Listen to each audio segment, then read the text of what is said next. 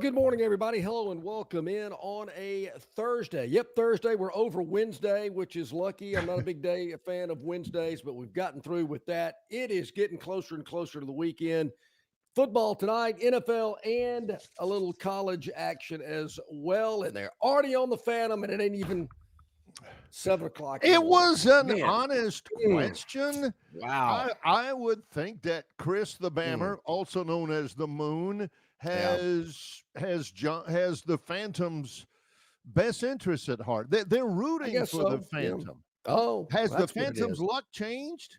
I mean, I visualized that chat coming in from Chris the Bammer saying, golly, I hope the Phantom's luck has improved. Boy, that'd be great if it has. John reads it as, hey, has the Phantom's luck changed? I see him working. It's all in, it's like texts, John. Sometimes, I'll admit, on a Saturday, I'll get a text from you, and it'll be like, uh-oh. And I'm thinking, what? Has he spilled some soup in his lap? Did he forget the eggs when he went to Publix? And then usually it's something like Auburn has fallen behind by 17 in the first half. So you never really can tell from the written, or in this case, the typed words. You have to kind of give somebody the benefit of the doubt. There are people out there really rooting for the Phantom. Okay, today's the day for the Phantom. Okay, I will admit, even though I don't want to jump ahead, it's been a tough start to the week, but we'll get into that a little bit later on in the program. But I appreciate the love, the support early today as well. Ty coming in at 30 minutes before the show launched this morning. So, Ty, thanks for getting up and getting ready to go, having a cup of coffee, checking PM out. And Barry, I hate to start the show off on that, but this is the reason I spend $9.95 a month. That's another one I get sometimes. When I get a text from John and says something like, man, I don't spend a better $9.95 every month on anything. And who knows what John spends $9.95 online for. But man, every month I scratch out this check for $9.99, which he probably doesn't. He probably gets it taken automatically out of his credit card. And I know what's coming. I'm thinking, oh, good Lord, what has Philip written now? The first two lines of his column today are vintage, classic. That's why we read him. The two evenly matched teams will meet in Norman? The first two lines of his column, boom, that's all you need to know. And then you don't need to read anymore. Shall I? Yes, please. Do the honors, Pookie. Philip, it's easy to grin. The AuburnUndercover.com senior college football editor, Philip Marshall, writes in his column, two evenly matched teams will meet in Norman, with the subhead reading, turnovers, mistakes could be the difference between Auburn and Oklahoma. Right. That's correct. Can't argue with that.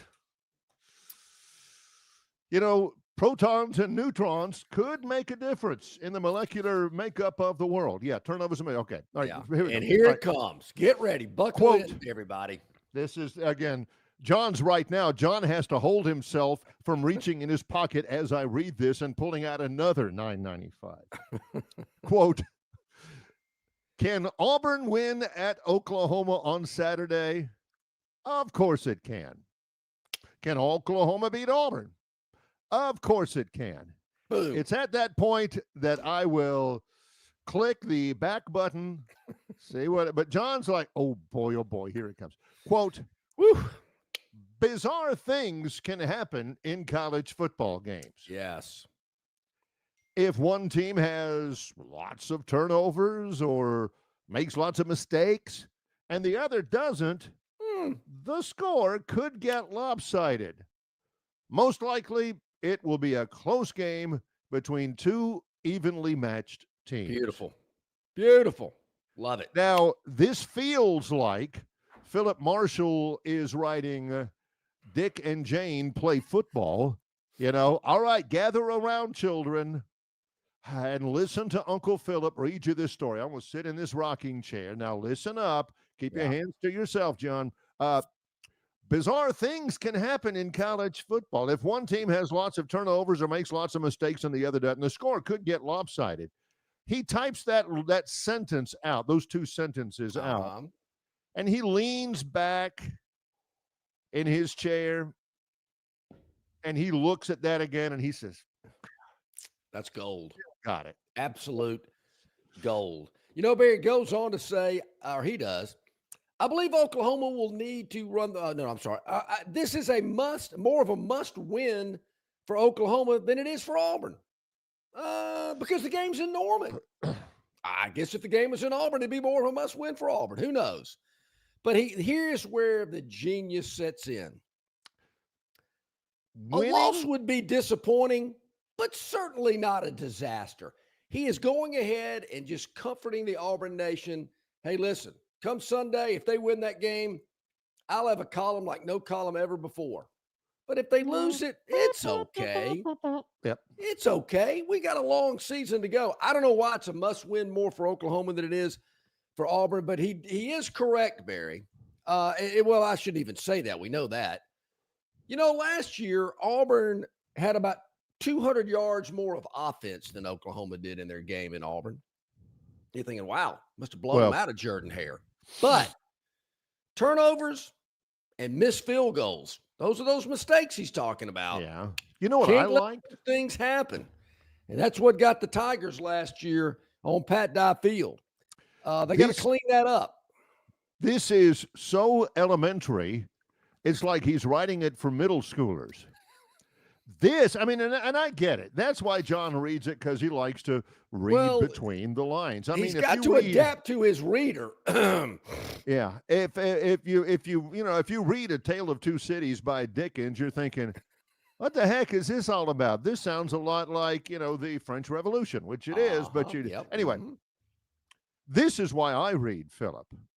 Can I quote here? Oh, a little bit later on, same column. The notion that it is significant that Auburn has never beaten, he puts quotations there. Mm-hmm. The notion that it's significant that Auburn has never beaten Oklahoma puzzles me. This is what's great. I'm reading this and I'm thinking, the two programs, I'm just reading here. The two programs have met twice. Last season, in the 2016 season Sugar Bowl, and the 1971 season Sugar Bowl. Let me see it. 1, 2, 3. The two teams have met twice. Last year, 2016, 1971. I was never good in math, but no. Yeah. That is as finite math as you can be. To me, you could probably use that logic to your man and saying, wait a minute. The line was 3. Yes. Good luck with that. He says Auburn should have won last season. They should have. Oklahoma was the clearly better team in both Sugar Bowls.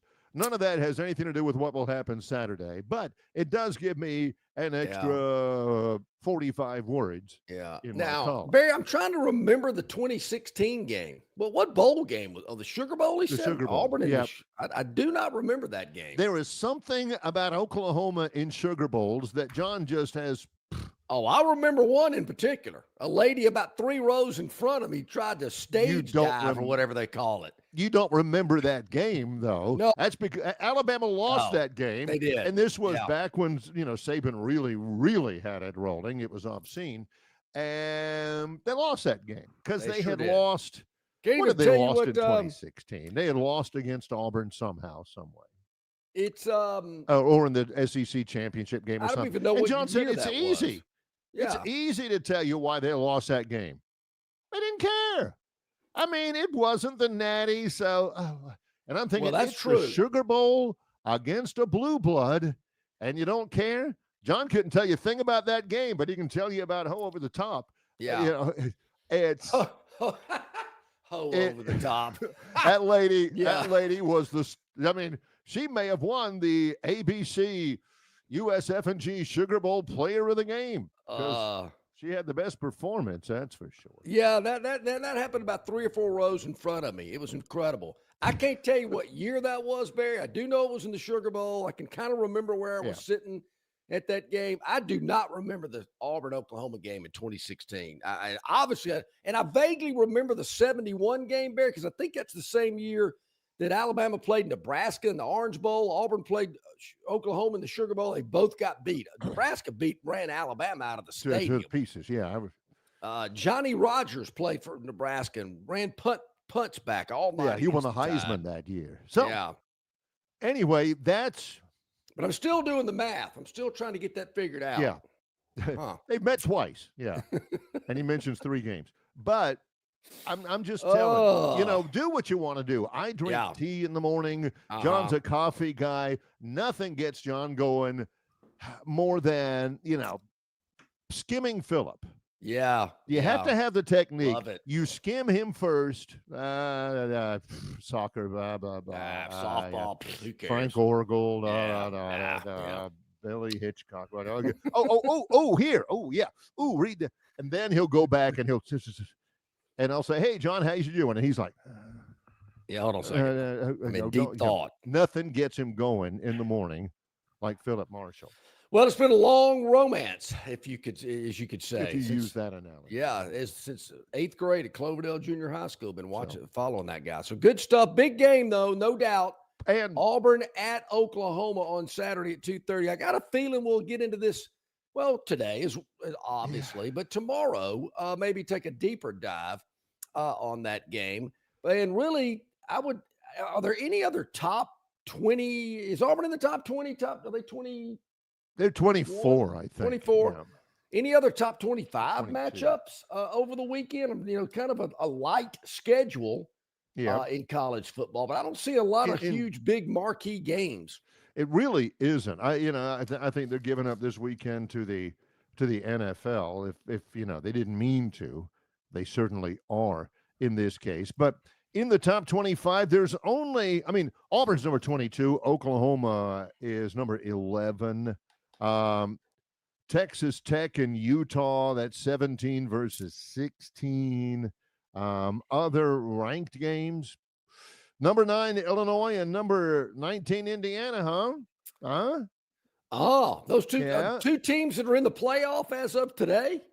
And that's it. Those are the only games amongst ranked teams. I can't imagine myself, Barry. It could be raining and 40 degrees outside with a steady wind blowing. Ooh. Meaning I have nothing really to do but sit inside and watch college football. I'm not watching Illinois and Indiana. There's no way. I will watch a Law and Order marathon before I watch those two. I'll watch Indiana because my sister and my brother-in-law are professors there. But and I went there this summer. It's a great college town. Gosh, I love Bloomington. But it's 2 state teams. They are the. What does he say about Alabama? The 2 keystone institutions in their state or whatever. Yeah. History. I don't know if Indiana's got much history, but Illinois had Red Grange. They play Auburn in the Peach Bowl back in Fulton County Stadium. I know that. That was 1990, I think. White was the quarterback, wasn't he? Yeah. How about that? And Auburn won it. I remember Pat Dye says, I don't think we have a miraculous team, but I think we have a miraculous quarterback. Little did he know that later on he would be a miraculous color announcer. In the pantheon of Longshore, the best. Only one guy rivals his appreciation for Phillip Marshall, and that's his appreciation for Stan White. I miss that guy. They got to get him back in the booth. Nothing against Jason Campbell, but there's only one Stan White. Miss him in the booth. Yeah. Super guy. Yeah. He's awesome. Miss that guy. He was really good. Later on, the Phantom's Daily Dog, it may be expanded He's had that dog's he's got done rabies. well in Major League Baseball, despite some recent discourtesies. Major League Baseball has been good in the Phantom's daily dog. It's expanded, although it has expanded. He has not yet taken advantage of the WNBA playoffs. That's not going to happen. Yeah, why the WNBA playoffs are in September is beyond me, but. I'm going to make this statement, Marion. If you've had a losing streak, people will go, well, you might as well. You don't know what you're doing with the game, with the with the sports that you've been picking lately. I know that's coming before I say this, but I don't know a thing about the WNBA. Okay, I just opened myself up. Well, based on your last several picks, looks like you don't know anything about baseball either. Give me something. Give me a declarative statement about the NBA factually, not opinion, not observation. Give me one WNBA fact, no matter how obscure. Do you know anybody who played in the NBA? Do you know the name of a team? Didn't Jay Barker's wife get drafted by some WNBA team? Does that count? No, because that's a question. I mean, I said a declarative statement. Well, I think that's true. I think she did. It is, but that's number one. That's not a statement. That's a question. That's designed to. Let me rephrase it then. And you've got to know her name. Besides Barker. Well, that's half of it. Ashley, I believe, is her first name. I don't know how I pull that one out. Is that her name? Ashley, Close judges. She's got 3 names.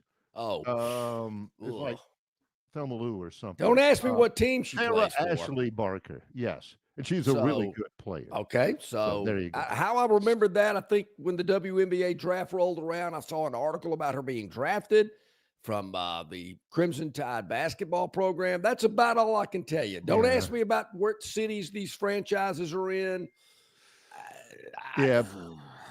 Should I know that? I mean, I guess maybe I should ask that question. Should I know that? The point, I mean, the Phantom, can you bet on WNBA? Oh, yeah. Maybe the Phantom can dabble in that. But my point being is there's also a broader spectrum for the Phantom's daily dog today. Lugs is in Charlotte. Well, he lives in Charlotte, but he's there for Rice versus Charlotte tonight with Matt Berry on ESPN at 6:30. The 49ers. The Charlotte 49ers. Yep, there you go. In the NBA on Amazon Prime, it's the Dolphins and the Bills. 11.5-point road dog. I mean, what's up with the Dolphins? Man, double-digit dog. Hey, Tua's got to get some help down there. Yeah. Couple of things Buffalo's really, really good. Couple of things here. Kevin Summerall said Stan couldn't handle it anymore. You might Stan be right, handled Kevin. it well. He, the referees would get to him every once in a while. There was one famous moment where he evinced some sort of conspiracy theories about the referees and the football program at the University of Alabama. Yeah, that's classic. That's one of his best ones. Yeah. But even if things weren't going well on the field and the players weren't executing as well, he'd let you, similar to Snake Stabler. Snake would get a little animated if things weren't going right for the Tide. You could feel it in Snake's voice, and the same thing with Stan. But yeah, if the officials were, I miss that, man. Somebody needs to put together Stan White's greatest hits. Yeah, that'd be great. Nothing against Jason Campbell, who I think does a wonderful job. Sure. And I'm not for Stan coming back. But I respect the reasons why, Oh, well, true. I mean, as there's Kansas no doubt once about sang, nothing lasts forever but the earth and sky. Yeah. It slips away, and all we are is dust in the wind. So we have got the Phantom's Daily Dog coming up, but not just a lot of people interested in that today, man. We've got the Gurn Jr. Victoryland 777 topic wheel today. That's later today. Jason Caldwell in about 10 minutes. Yep. At Auburn Undercover, Barry, as the Tigers get ready for Oklahoma on Saturday. Rodney Orr, the Tider Insider, sponsored by our good friends at the Destin Connection Seafood Market. He is at the top of hour number 2. Also, good chat from Jason Jones. We'll flesh that out as well. We have begun. It's the Thursday live show of Longshore and McKnight in association with Yellowhammer News, presented by Bud Light. Prattville Carpet is the most trusted name in flooring in the River region. Ray Bowles and his staff have an extensive line of Mohawk, stain-resistant carpeting in all the latest styles and colors. Prattville Carpet also has hardwood, vinyl, and ceramic tile for all of your flooring needs. Professionally installed at the absolute lowest prices. Take advantage of cash and carry vinyl plank at just $239 a foot. Call them today to set up your free measurement for your home, office, lake house, hunting camp, or wherever you need flooring. 285-8117. That's 285-8117, or drop by 2201 Cobbs Ford Road in Prattville for Prattville Carpet.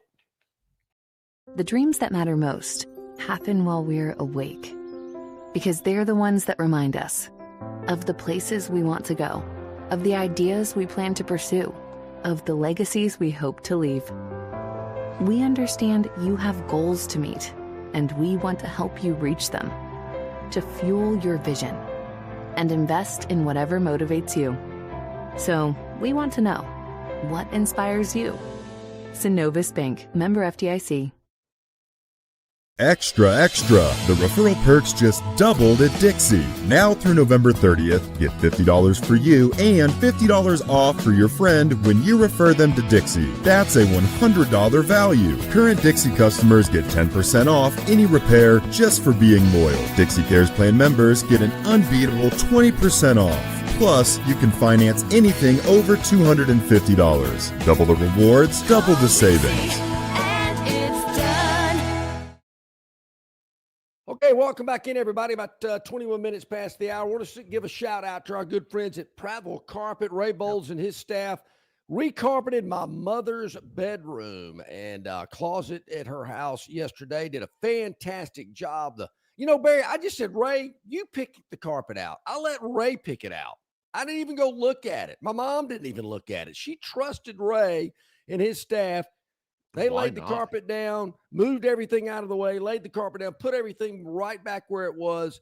She loved it. That's the kind of service you get from a hometown company like Prattville Carpet on Cobbs Ford Road in Prattville. Go by for all of your flooring needs. Carpet, hardwood, ceramic, vinyl. That tile. Vinyl, yeah. Yeah, it is big unbelievable. Time. And they do great work. They even put on those little surgical booties, the little blue paper booties, so you don't get track stuff in. That's right. And they don't play loud music while they do it. Take all of your old carpet away, get rid of all of it. I mean, Pedro and his staff, they can lay some carpet. I mean, it was unbelievable. I checked it out while they did it.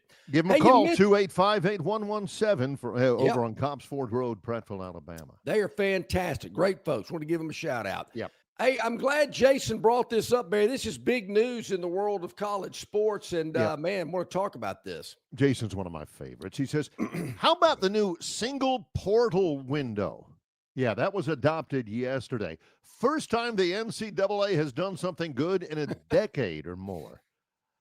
I noticed that, and here's the deal. And, of course, it's like anything anybody ever does involving a large amount of people with different interests. It ain't universally popular. I like it. I think it'll be good for football. Ryan Day doesn't like it. The FBS Oversight Committee adopted the new 10-day single window formula. You don't have a spring window and a fall window or a you got one. You got one time. It's 10 days all year. That's it. And it's not to get signed in that 10 days. It's to put your name in that 10 days. You can get signed anytime afterwards. Now, the window to enter your name for transfer considerations is between January 2nd and January 11th. The only problem I've got with that, Barry, why could they not wait until the national championship game was over? Yeah. I mean, what's that's two the more thing. That's gonna make? That's why Ryan Day doesn't like it. Because, okay, remember,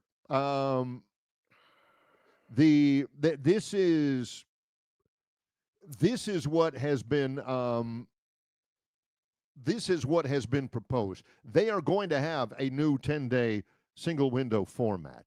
That January 2nd through January the 11th, they're still working with that, so that's not hard and fast, but that's the way it is right now. Yeah. That's what they're about to Barry, if the ratify. national championship game's on January the 12th, you can't transfer. If Well, you want to play for the national championship. That's the thing. Again, remember, January 2nd through January 11th, that's the transfer window. 10 days, and that's all you got. Ryan Day says, look, the semifinals are January 8th and 9th, and the championship game is the 19th. He said, number one, how are we going to get transfers in?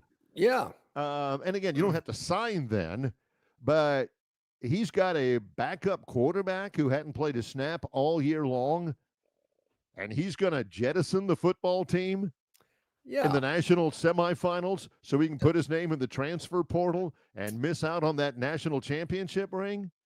That's a good point. And that's the only negativity I get about it. But as far as having one portal, I love it. Yeah, did they not think about that? I mean, when they came out, when I'm with you, I get it. I mean, the portal, how it has been is crazy. Particularly when they were doing it in December and teams were getting ready for bowl games, getting ready for playoffs, getting ready for their signing day, and whatnot. Way too much going on at one particular time. But I've always thought, and just hearing and reading about it, let's do it once the national championship game is over. You got about a 2-week, 10-day period, whatever, from January 20th till the 30th. And if you want to go, go. If not, stay. But that's your window. And once it's closed, you're staying where you are. If I could make this point without laughter coming from my co-host and from all of you up and down on the chat line, let me get this full sentence out of the way here. That is right in the first couple of weeks of the winter semester. So how you gonna transfer to a school that's already 2 or 3 weeks into the term? Now, Barry, I know when you were growing up, at some particular time in either grammar school or the junior high, whenever, there was always some student, not every year, but it probably happened 2 or 3 times from 1st to 12th grade. Some student would pop in like a month after school started. Yeah. Father got transferred somewhere else, maybe in the military, whatever. And, Bobby shows up, in October. You're going, whoa, wait a minute. Where'd Bobby come from? He wasn't here on the first day of school. I remember this. Yeah, you can accommodate. I remember this when I was in 5th grade. Palm Bay Elementary School, Palm Bay, Florida. Here we go. I don't know what this lady, now she's probably a grandmother somewhere, but her name was Katharina. And she was from Denmark. Yeah. And wasn't there her some family gymnast had moved named Katarina Witt or something? Yeah, but this is Katharina. Oh, Katharina. I remember. I grew up in Brevard County, Florida, which is right near, the Cape Canaveral. You had Harris Semiconductors in our town, was the big employer. Had a lot of, and Florida Institute of Technology was in Melbourne, which was next door. So a lot of eggheads where I lived. Mm-hmm. And I think her father was they're from Denmark, and he was a contractor with one of the suppliers for the space program. Katharina came in January, and she was about 4 inches taller than everybody else in the class, including me, and I was one of the tallest. Yeah. Blonde hair, blue eyes, and she came in, I want to say late January. There you have it. And she was trying to catch up, and she sat next to me, and my world was rocked. You were falling behind is what it sounds like. I made accommodations. Look at you. That's all, John. I'd say, look, listen, Katharina, can I call you Kathy? Look, this is my subject here. If you need any help, if you want extra tutoring, I can look in my paper or whatever, I'd be glad to help you. So, that's all John is saying that they need to do with the academics with this transfer portal. Exactly. So what if the guy transfers into this elite academic college 3.5 weeks into the winter semester? Yeah. You make accommodation. And Barry, I'm not going to go what a lot of people are saying. He ain't going to class anyway. No. You can't be doing that. No. I don't want to hear that. Jaded. Yes. Yeah. That's So jaded. I get what you're saying. I mean, I get that. But I love the idea of the one-time 10-day transfer period. Well, what if after spring practice I find out I'm third on the depth chart, have no prayer here? Stick it out, Junior. I'm about to say, fair. What happened back in our day? I mean, if you were third team on the depth chart, you had to work a little harder to get to second or first team. You didn't whine and poke your lip out and say, I'm leaving, I'm transferring. Well, when we come back, we've already spent a little time talking about this, spent a lot of time talking about the importance of that Auburn-Oklahoma game. Yeah. We'll talk about it with our man in Auburn, Jason Caldwell. AuburnUndercover.com is next with Longshore and McKnight in association with Yellowhammer News, presented by Bud Light. Marguerite's Exquisite Jewelry and Longshore and McKnight are giving you the opportunity to win a 1-carat lab-grown diamond valued at $500. Pick the exact score for either the Auburn or Alabama games each week. Limit 1 entry per person, per household, per game. You can enter anytime beginning Monday morning the week of the games, and all entries must be received before kickoff of each game. Enter by emailing your picks to longshoreandmcknight@gmail.com. That's longshoreandmcknight@gmail.com. And in the subject line, type in diamonds.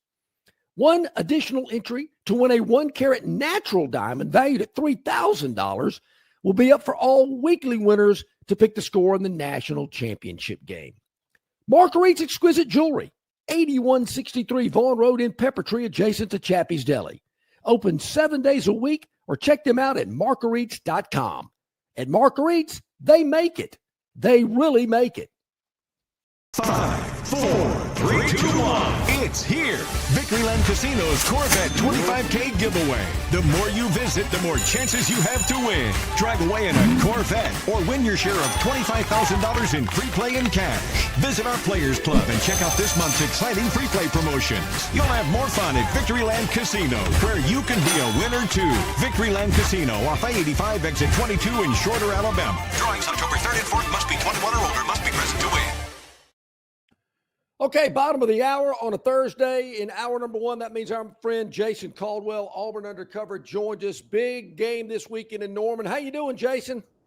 Good, guys. How about y'all? Appreciate you very much. We are doing well. Thank you for your patience. In terms of the fluidity of the program, let's start with this. The FBS Oversight Committee adopts a new 10-day single-window transfer portal. Your reaction, Jason?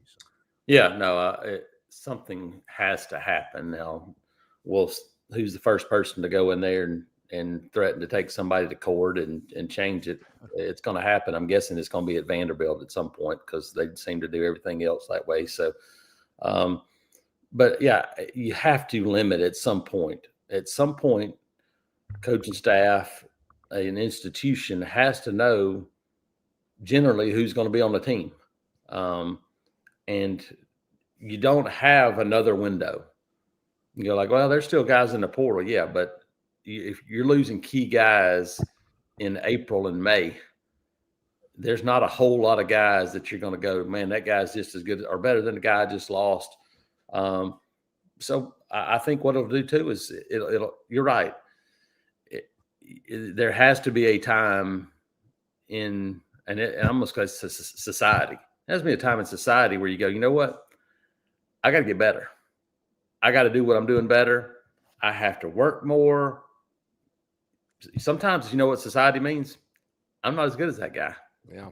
Hey, you know what? That's okay. It's okay. Always has been. Now it's not. So I like it. I like the fact that, hey, you know what? Set some guidelines and let people stick it out and go, you know what? I'm just going to stay there because that's where I want to be.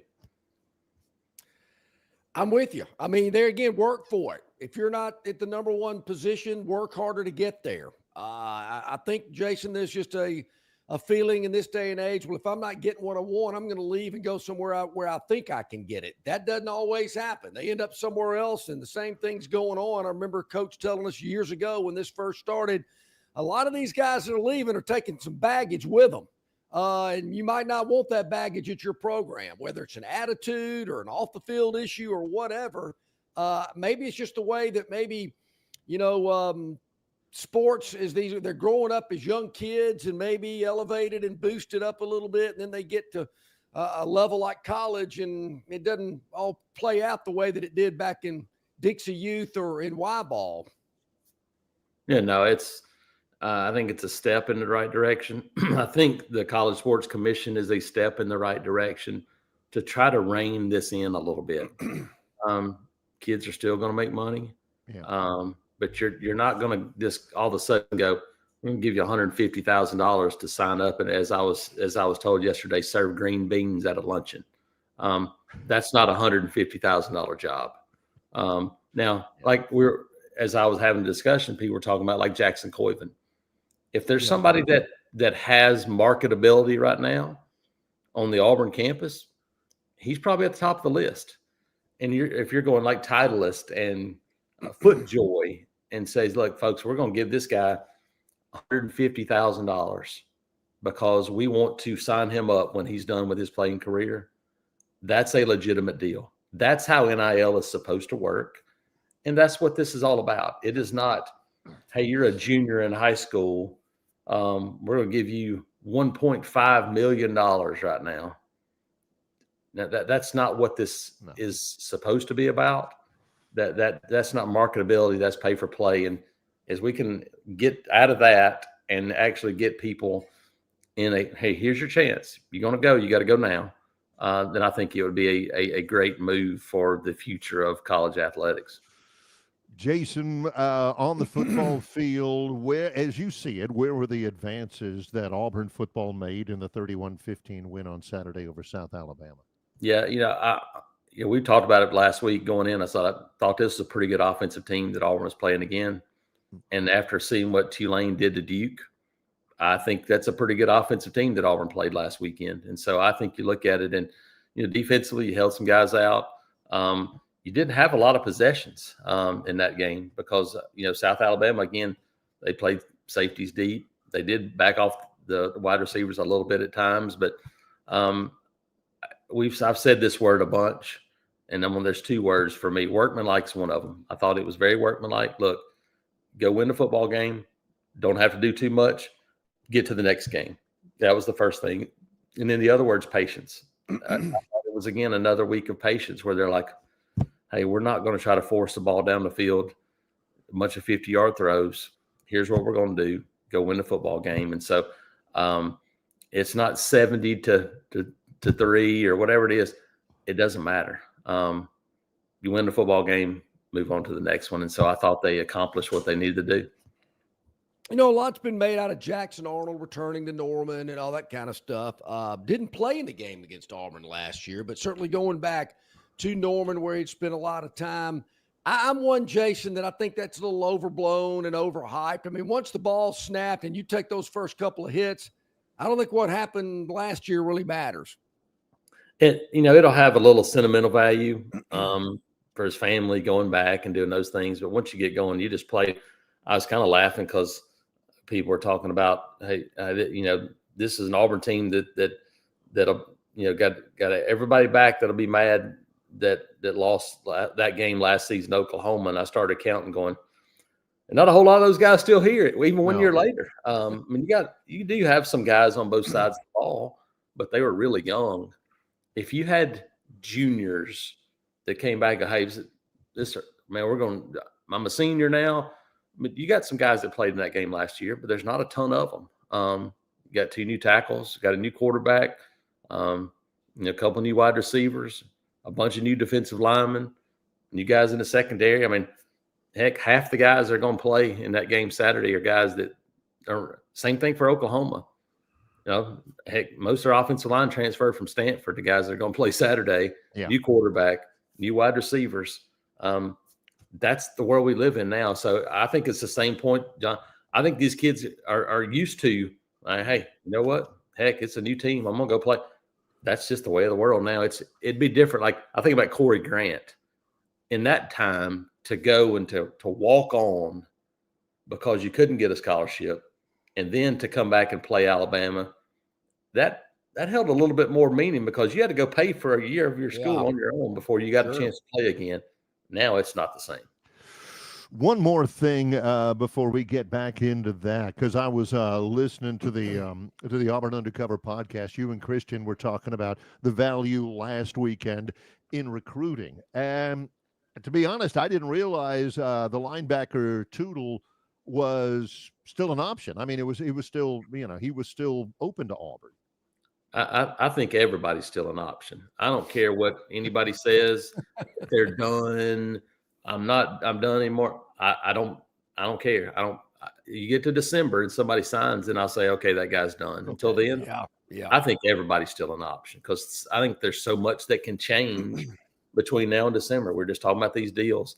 You don't know which kid has committed to a school because somebody told him, hey, you're going to get $750,000. And then when the time comes in December, they're like, well, we couldn't get those deals across. It's actually going to be $75,000. Then somebody goes, well, for $75,000, then I'm going somewhere else. I think there's going to be some of those things happen. And so, I think everybody is still out there. Toodles, on campus for Auburn's first 2 home games, was committed to Auburn a long time. We'll see. I do think, like I said, I think people are talking about flip targets. I think everybody's still a flip target at this point, and no matter who it is. In this new expanded SEC, I say new, a couple of years with Texas and OU, we learned earlier today Auburn and Oklahoma have played 3 times, but if I'm not mistaken, this will be Auburn's first trip to Norman. That's it. First trip to Norman. Been Sugar Bowls. There were the first 2 times that Auburn played. That I guess it was 1970 when Alabama played Nebraska. Yeah. And Auburn played Oklahoma, and Nebraska and Oklahoma were obviously the best 2 teams in the country that year. And then 2014, maybe. No, not 14. 15, 16, somewhere around there. Shaun White, they played Baker Mayfield team in the Sugar Bowl down there again. And Shaun White got hurt first series or first quarter, and then it took a nosedive. But that was an Auburn team that year there were a bunch of 8-4 teams in the SEC, and Auburn drew the straw of getting to play Oklahoma in the Sugar Bowl. This first trip to Norman, looking forward to it. I think it's a trip that Auburn fans have kind of pointed to, going, look, this is an opportunity to go for the first time to go to a place like Oklahoma. So I think there's going to be a pretty good crowd. Talk about the pure football impact of whether or not Jay Crawford plays or whether or not Amaris Williams plays. Yeah, I mean, it has an impact, I think, from Auburn's perspective, going out and getting Rayon Strader and then getting Rashawn Pleasant over the summer look to be really important moves now because you think about it, you go, man, you got Kayan Lee coming back, you got Jay Crawford coming back, and then you sign some really good freshmen. You go, probably in pretty good shape. Well, now it looks really smart that you've gone out and gotten a couple of veteran guys to bolster that secondary some. So, yeah, Jay was just riding a bike when we saw him on Tuesday's practice. Long time to Friday, but he's still listed as doubtful.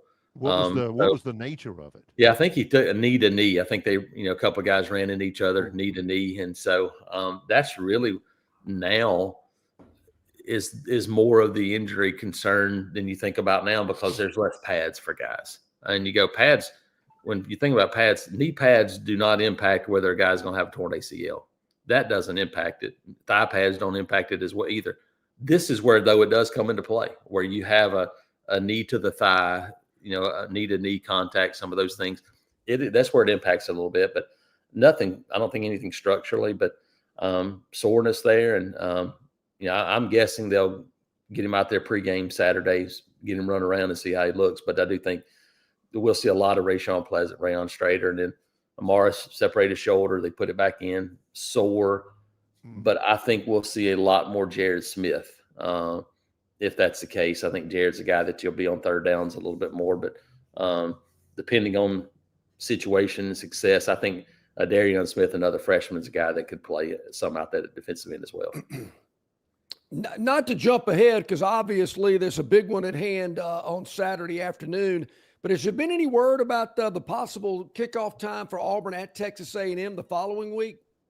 Haven't heard anything yet. I can't remember even what what window it went into. I can't remember if it's the flex window or something. I can't remember, but haven't heard anything yet on potential times there. Because a lot of times you look ahead and think about, what it looks like in terms of, well, hold on. Didn't we get a time this early this week? I can't remember. I don't think so. I want to say, I want to say it was for this weekend's games. But I could be wrong. So you start talking about how schedules work and some of these flex times and there was so many moving parts. At least you do have an idea now about what time. Yeah, it's 2:30 ESPN. Okay. I thought it did come out. So it's 2:30. So same time. I think it's opposite. I can't remember the other game, but there's obviously a bunch of good games next weekend. It may be Ole Miss. Somebody. It was a 2:30 game. So. Ole Miss is playing LSU next week as well. I think that's 2:30. Then Alabama, Georgia's a night game. So there's a pretty strong group of games next weekend. So back-to-back 2:30 games for Auburn. Final question for you here, Jason. Give our viewers, listeners, a couple of keys, a couple of themes that'll be important on Saturday. Yeah, I've said my video yesterday. Line of scrimmage is always going to be important, no matter who it is. You can throw for a bunch of yards. Line of scrimmage is still important because Baylor threw for over 400 yards against Auburn. The line of scrimmage was still the most important part of that game. And so you look at John Mateer, he's averaging over 300 yards a game. But he's the guy that's run the ball more than anybody for them as well. So I think how well can you limit him in the run game is going to be important. Turnovers, always a big deal. I've said it a bunch. Like if Auburn doesn't turn the ball over, then this team can compete with anybody on the schedule.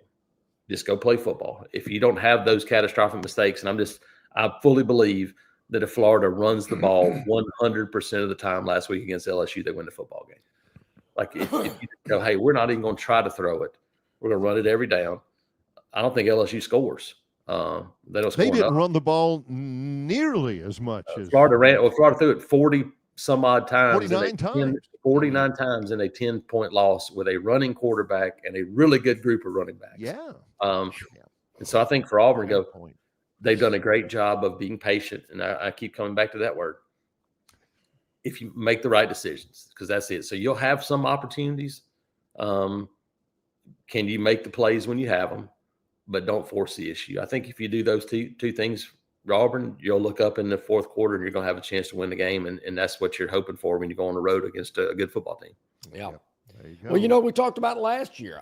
Turnovers really hurt Auburn in that game. And they win in that game if they That was it. And Auburn's only turned it over one time late in the Ball State game by a true freshman tight end. If you come out of this game and you go, man, played another clean football game in terms of turnovers, if you do that, then I like Auburn's chances to go out there and get a win. Yeah, we mentioned, Jason mentioned his video, the podcast, the Auburn Undercover podcast, all of the different things. We've already referenced Auburn Undercover's work a couple of times, even before we had Jason on. How do people get it all? How do they follow you on social media? Yep, like I said, you can check us out at auburnundercover.com, part of the 24/7 network. YouTube channel has not only all our podcasts, but my 2-minute timeouts as well. Yeah. We'll have our live show tonight from Auburn University Club. So we'll be on at 6:00 tonight to have our first live show after a couple of weeks on the road and getting it ready to go. So you can find that as well. Find me on Twitter at ITATJason and getting ready to first look at Norman and Memorial Stadium and the historical places. You always love to go to places like this and kind of check out those that you've seen so much over the years. So looking forward to it.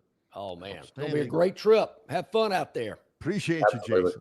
Thanks, guys. Appreciate it. You too, buddy. Jason Caldwell, Auburn Undercover, joining us here today as he does each and every Thursday on our City of Montgomery guest hotline. Always appreciate his insight and analysis. Looking forward to that game. I think it's going to be a good one out there in Norman.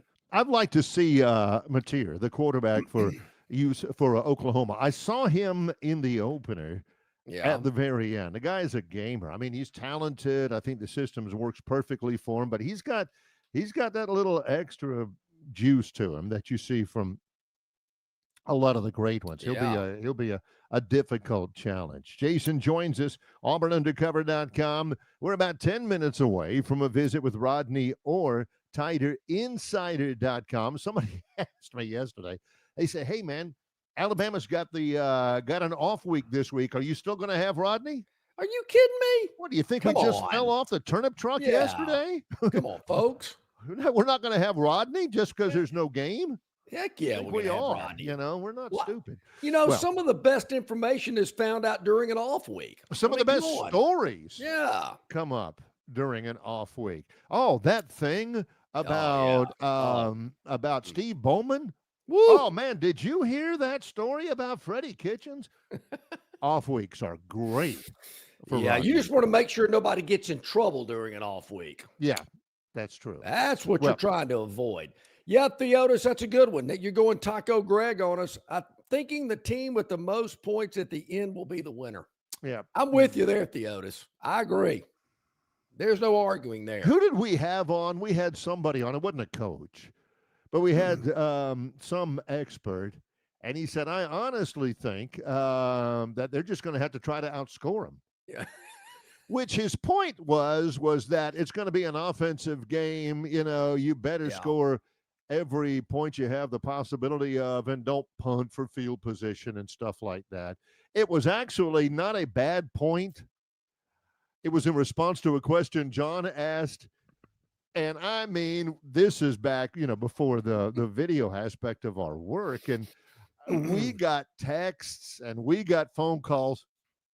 Who the heck was that guy that says you got to win the game? You got to win the game if you score more points than them. I said, So, I mean, it sounds dumb, but I knew what he was talking about. Some great quotes, Barry, over the years. Like I said, Taco Greg, the team with the most points is going to win the game. Yeah, I did kind of gig him a little bit, said, I've noticed a trend. The team that has more points than the opposing team is like 70,000-0. I think you're right. There's only one other thing that's more undefeated than that. Yeah. Of course, Jeff from Billingsley, always with some good quotes. Jeff from Billingsley.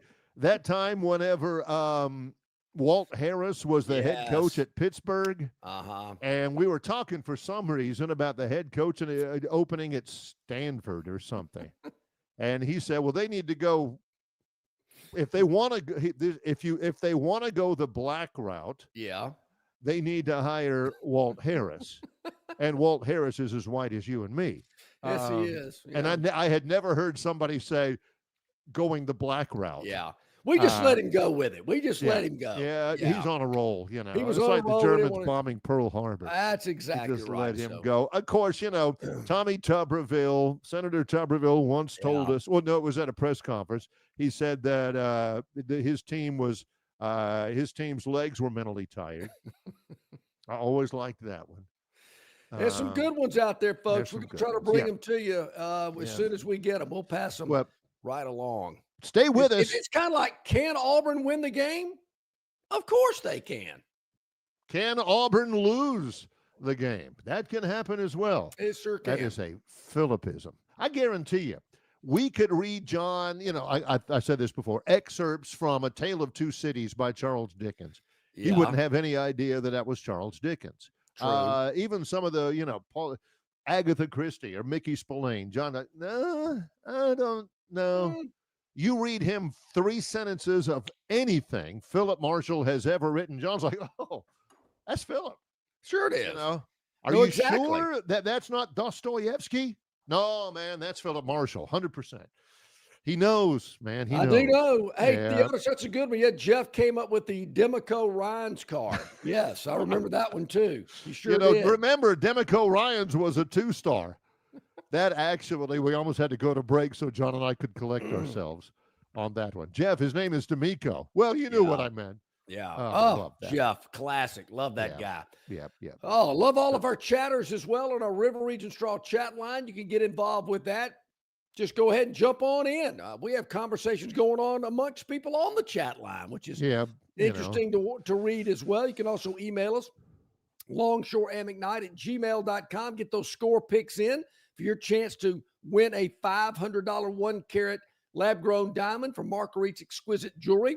It'll also get you in the running for the national championship contest, where you'll have an opportunity to win a 1-carat natural grown diamond valued at $3,000. So get in on that. Longshore McKnight at gmail.com. Now, this is a little bit unfair. I think this kind of crossed the line a little bit. Bob from Pike Road. It was nothing quite like Stan whining and complaining that the refs called Lee County for holding after their left tackle calf rope to the defensive end for the 5th play in a row. Now, that's a little hyperbole. Another one of our favorites. Sure, another word, yep. But there's a certain segment of the population that didn't particularly enjoy Stan calling what was obviously about to be an Auburn victory. But there are two things that they really liked. Number one, when a call went against Auburn, or number two, when Auburn was losing badly. Yeah. I mean, you could go down John's street in the 4th quarter of a game Auburn's losing by 17. You can go down John's street, drive your car slowly, look up every driveway, and every car is occupied by somebody inside there, not going anywhere. Yeah. They got the car turned on. You can see the brake lights and all that kind of stuff, because they've been listening so long that they don't want to wear the battery down. But all the way up and down. And if they weren't in the car listening, they were hustling out there. I'll be back, honey, in just a minute. I'm just going to be in the car for a second. Barry, you'd hear don't you people own radios? Stan would make some comment. You hear a guy hit his horn. He'd be going, bah, bah, bah, bah, which meant, you tell him, Stan. This is what I call, the verb is called houseling. Yeah. When a lot of John's friends would say, when they would text each other, big group text, hey, man, you got to get in your car and listen. Stan's on right now, and he's in rare form. Oh, man, I'm on it, and everybody running out there and everything. Hang on, Stan. Don't say. Yeah. I'm telling you, it happened. I missed those days. And the best Bear is when it was a night game. Because you could kind of go out there incognito. You kind of felt like you were sneaking out there. Nobody could really see you. You'd look up and down the street. You'd see car lights on, as you mentioned. Maybe a cigar, the orange of a cigar being smoked. Go out there with a cocktail. I don't know, something about listening in the daylight just didn't have the same effect as a night game. Rod, I can't believe they're going to call this one on Auburn. Our guy didn't even touch him, much less interfere with him. And sometimes if you really wanted to cigar smoke out the little crack in the window, ramp it up, you go out there with one of your buddies and you're both sitting in the car going, can you believe this? This is gold. It just doesn't get any better than this. Oh man, the days, those were awesome. I miss them. Retiring to spend more time with his family. I don't know what was better, sitting out in the driveway or driving down 82 from a Bama game, listening to the Auburn game. I mean, it was great. I mean, we didn't know how good we had it. It was didn't so good. matter whether they actually called something right down the line. They're still talking trash to the Auburn radio broadcast. Boy, I think this is going to be a real dicey 3rd and 5. You better pass the ball, because you ain't got that janky offensive line. They ain't got it to be able to run for a first down, talking smack, man. Even though the broadcasters are actually playing it down the middle right there. We'll take a break. Yeah, we will. When we come back, Rodney Orr on an off week. Trust me, you don't want to miss it. He's from TiderInsider.com, and he's next with Longshore and McKnight in association with Yellowhammer News, presented by Bud Light. Why Hands? At Hands Heating and Air, you get this area's highest ranked service provider with 24-hour repair service, no overtime charges, and their same-day service guarantee. Plus, instead of other companies' 30-day repair warranty, Hands gives you a 3-year repair warranty.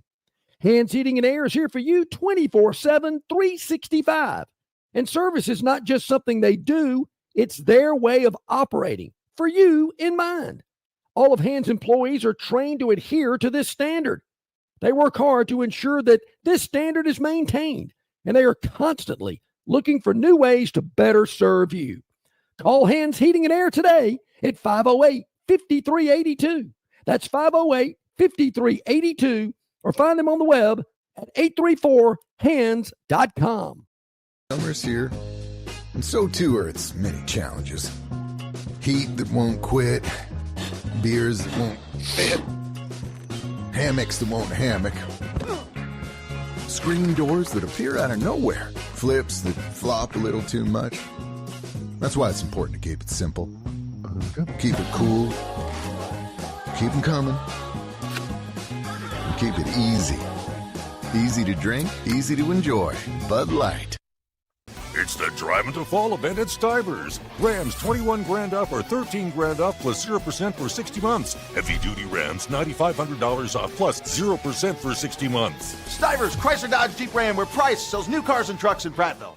It's the Drive into Fall event at Stivers. Gladiators 10 grand off. Wranglers 12 grand off. And 3-row Grand Cherokees 13 grand off or 0% for 60 months. Stivers, Chrysler Dodge Jeep Ram, where Price sells new cars and trucks in Prattville. Okay, back at it. Hour number 2 is underway here on a Thursday. NFL action tonight. Dolphins at Bills. We got Rice at Charlotte in the college slate tonight on ESPN. Kind of a limited card, couple of games. And there again, Barry, I don't know how you go back and forth from Amazon to the ESPN. Somebody's got to show me how to do that. The horror of having to backspace, back arrow, click. You know what I do? I put one game on outside and I put one game on inside. Yeah. So I got to go back and forth. Couple of quick texts from my exclusive VIP text line, my buddy who shall remain nameless.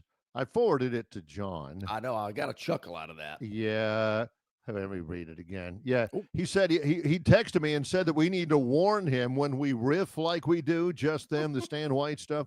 He says we need to warn him when we riff like we do, especially right before 8 o'clock, because he's listening, getting ready for work, and he almost peed himself, and now he's late. Yeah. Also, just get the blow dryer out. Just get the blow dryer out. And I also get a text saying, "What is up with this? You're talking about color announcers and Stan White and all that. Why in the world does ABC for the Auburn-Oklahoma game put Sean McDonough and that Bammer QB on our game?" Well, McElroy's done a couple of Auburn games before. Heck, one year he did the Iron Bowl, I believe, if I'm not mistaken. I think Sean McDonough's pretty good. I think McElroy's getting a lot better as a color analyst. I think he does really good. I think that's his best. I think that's his best work, actually. I think he's as being a color analyst of all the stuff that he does.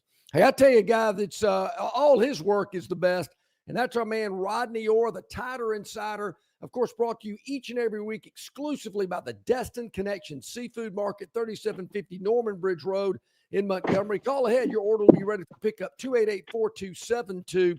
Hey, Rodney, good morning. How you doing today?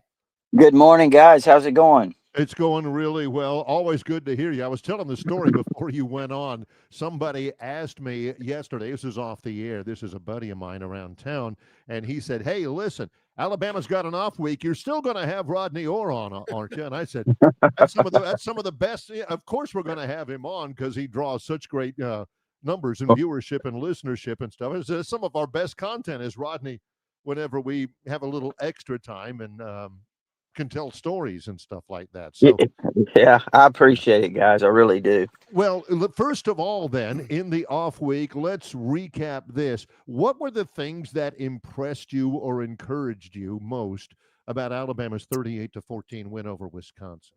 Well, I mean, I think, if you don't start with Ty Simpson, that's the obvious. I mean, Ty's done a fantastic job. Obviously, the last two games, 41 of 46, over 600 yards, 7 touchdowns, no interceptions.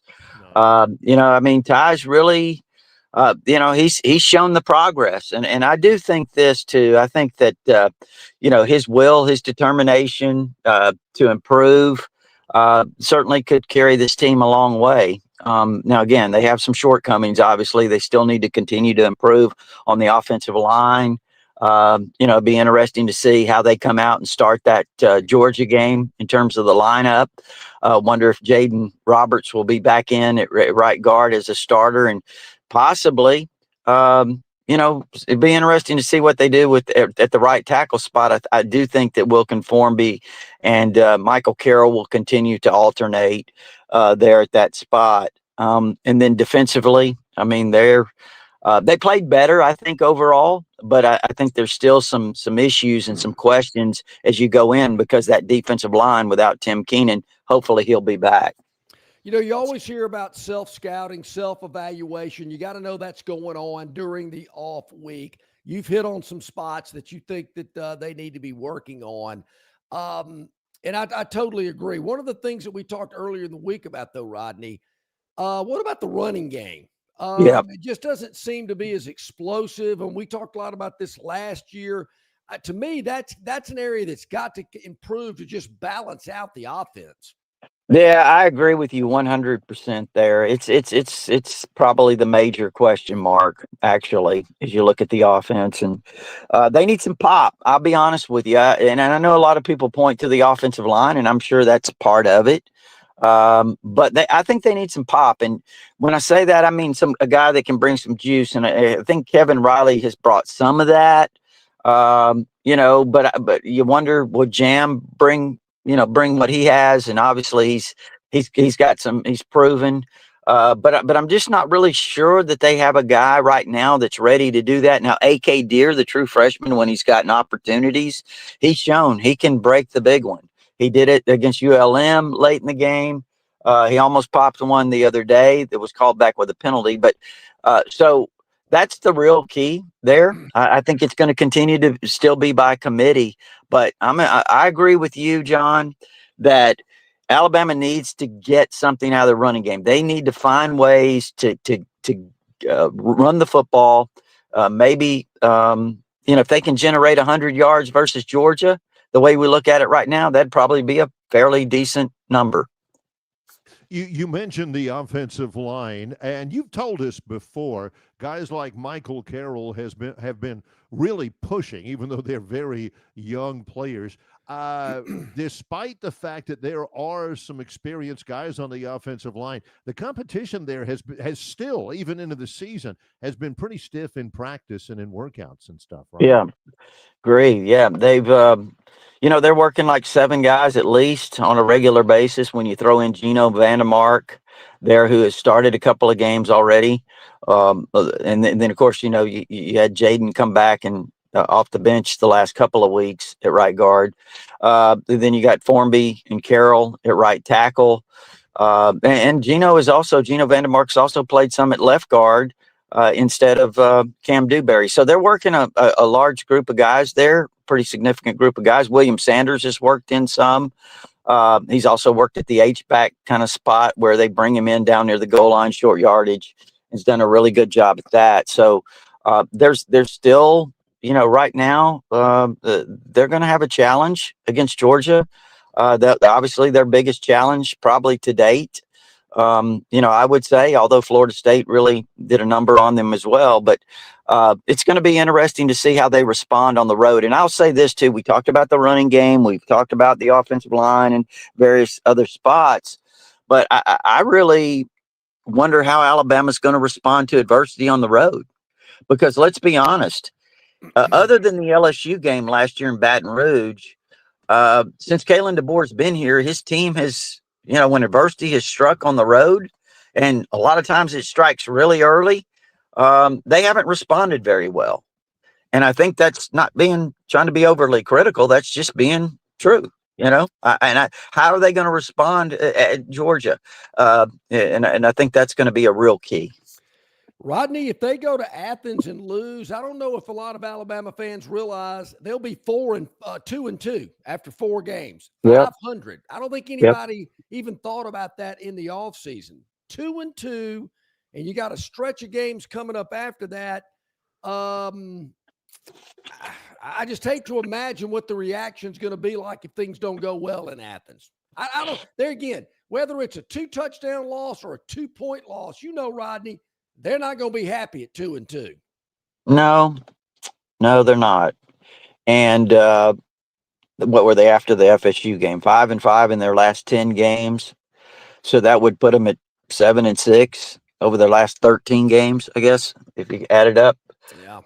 So yeah, I think you're right. Obviously, and especially with the road they'd be staring at. So it's an important game. I mean, it's an extremely important game. That's an understatement. But again, the reaction would not be good. And you look at Georgia, and then you have Vanderbilt, Missouri, in Columbia, Tennessee, South Carolina in Columbia, LSU, Oklahoma, and Auburn. Those are six.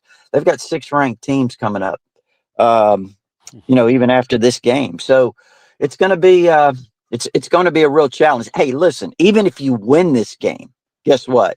People are going to say, okay, you did this last year, you beat Georgia, and then you laid an egg against Vanderbilt the next week. So I'm just saying, Alabama, this team has to be focused on the task at hand. They can't look beyond or back, because they're going to have a challenge on their hands every single week. And I'll say this too, let's be fair, John and Barry, if they run this gauntlet and they get into the playoffs, you got to say, Kalen DeBoer and his staff have done a fantastic job. Yeah, I would say so. No doubt. And one of the interesting numbers about Alabama in their loss, I mean, and since they haven't beaten themselves, they're one of 9 teams. I looked it up, 9 teams in the country that haven't turned the ball over yet this year, not once. That's amazing. And it speaks to the level of preparation, I suppose, but also the fact that you got a quarterback who seems very comfortable back there, protecting the ball. Yeah, he's done a great job. He really hasn't put it in harm's way. He's been extremely accurate. I think the thing with Ty too is, and we posted this in some of our notes earlier this week, talking to a couple of one NFL source after the game on Saturday, and he said, he thought one of the keys to Ty's development has been, and this is a general rule of thumb that all coaches and work with the quarterbacks on, is to get the ball out in 2.5 seconds or less. And that Grubb has that stopwatch on him. And, Ty's really worked on that. He knows where his receivers are. He's very aware. And he's delivered the ball accurately and gotten it out on time. And that's been a real key to the success, the rhythm that this passing game has developed. And look, I'm not going back to Milroe. There was a lot of different moving parts last year. It wasn't just Milroe, but he held the ball a lot. And matter of fact, I think last year, if you look at it, Milroe was probably in the top 2 or 3 in the country in terms of holding the ball, the length of time before he got the ball out of his hand. And it wasn't just him. The receivers, the routes, are they precise? Are they on time? All of these different things contribute to it. Right. So I think they're doing a better job this year. The receivers now, especially since the Florida State game, the routes are crisp and they're running them in a fashion that Ty can have some confidence in where they're going to be. Hey, when you're in and around Montgomery, we want to invite you to go by and see our friends at the Destin Connection Seafood Market, the freshest seafood direct from the Gulf. You can also pick up lunch there as well. I did last week. The grilled grouper poor boy, absolutely fabulous, with the homemade beans with so much bacon and pork in them, and the fried okra. My go-to, my favorite, the Destin Connection Seafood Market, 288-4272. Call ahead. Your order will be ready for pickup. And Rodney, I'm bringing that to you next time I come to Tuscaloosa. I'm looking forward to it. I'm thinking about the last case that you brought me. It was really good. Okay, so I hated to bring up the possibility of being 2-2, but I've been thinking a lot about that this week, Rodney.